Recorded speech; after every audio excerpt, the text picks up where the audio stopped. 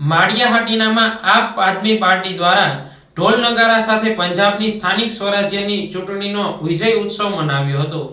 પંજાબની જનતાએ આમ આદમી પાર્ટી પર ફરી વિશ્વાસની મહોર મારી છે। જનતા એક અવાજે બોલી કે સાચા રસ્તે ચાલે તે જ રાજ કરે।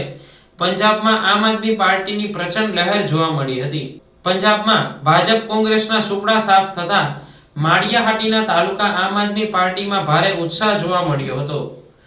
પંજાબની સ્થાનિક સ્વરાજ્યની ચૂંટણીમાં આમ આદમી પાર્ટીએ ભવ્ય અને સ્પષ્ટ બહુમતી મેળવી છે। જનસેવા આધારિત કાર્ય પદ્ધતિને પંજાબની જનતાએ ફરીથી સ્વીકારી છે। માળિયાહાટીનામાં મહારાણા પ્રતાપસિંહજી ચોકમાં ભવ્ય ઉજવણી કરાઈ હતી। ઢોલ શરણાઈ સાથે ફટાકડા ફોડીને કાર્યકરોએ આનંદ વ્યક્ત કર્યો હતો। આપ પાર્ટીના આગેવાનો અને કાર્યકરોએ પરસ્પર મોં મીઠા કરી વિજયની ખુશી વહેંચી હતી। ગુજરાત પ્રદેશ ઓબીસી વિંગના પ્રમુખ પિયુષ પરમાર સહિતના આગેવાનો અને કાર્યકરો હાજર રહ્યા હતા। વિજય ઉત્સવ શાંતિપૂર્ણ ઉજવાયો હતો। ખેડૂત પિયુષ પરમાર, આમ આદમી પાર્ટી ઓબીસી વિંગ પ્રદેશ પ્રમુખ ગુજરાત। ગઈકાલે પંજાબની જનતાએ ઐતિહાસિક ચુકાદો આપ્યો છે।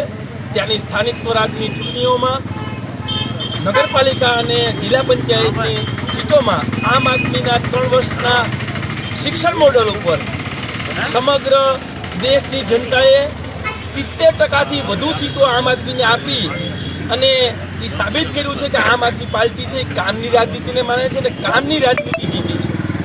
જ્યારે વિશ્વની કહેવાતી મોટી પાર્ટી પંજાબમાં એમની ડિપોઝિટ જપ્ત થઈ છે, માત્ર 1% વોટ મેળવ્યો। કોંગ્રેસ આજુબાજુ પણ ક્યાંય દેખાતી નથી। અકાલી દળ પણ 3જા નંબરે છે। આમ આદમી પાર્ટીને જેટલા મત મળ્યા છે એનાથી 5 ગણી કોંગ્રેસ પાછળ છે, એનાથી 10 ગણી અકાલી દળ પાછળ છે, એનાથી 20 ગણી જે ભારતીય જનતા પાર્ટી વિશ્વની સૌથી મોટી પાર્ટી કહેવામાં આવે છે આમ આદમી પાર્ટી કરતા 20 ગણી પાછળ છે।